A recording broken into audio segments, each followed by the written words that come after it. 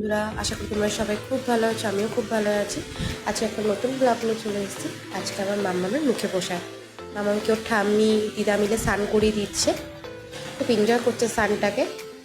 তারপর ওর জামা রেডি করে, যেই জামাটা পুরো মুখে প্রসাদ হবে। তারপর মন্দিরের উদ্দেশ্যে বেরিয়ে গেছি, মেয়েকে রেডি করে সমস্ত কিছু যা যা দরকার নিয়ে মন্দিরে চলে এসেছি। সঙ্গে এসছে বোন, মা, শাশুড়ি মা, সবাই এসছে। একটা সময় টাইম ছিল, তাই মন্দিরে চলে এসেছি। মন্দিরে আগের দিন কুপন কেটে আসতে হয় মুখে প্রসাদে। কুপন কেটে এসেছিলাম, কুপন দেখি ঠাকুমশাই ওকে মুখে প্রসাদ দিতে বসে গেছে। যেহেতু মাকে থাকতে, তাই আমি ছিলাম না ওখানে। মুখে প্রসাদ হয়ে গেছে, এখন মন্দির থেকে বেরোবো। মন্দির থেকে বেরিয়ে গেলাম। বাড়িতে অনেকগুলো কাজ ফেলে এসেছি। যেহেতু বাড়িতে আবার রান্নাবান্না রয়েছে, সেই রান্নাবান্না মেয়েকে সাজিয়ে দিতে হবে, আর বোন মুখে প্রসাদ দিয়ে দেবে। রান্না কমপ্লিট, মেয়ের সামনে সাজিয়েও দিয়েছি। তারপরে কিছু রিচুয়াল হচ্ছিলো,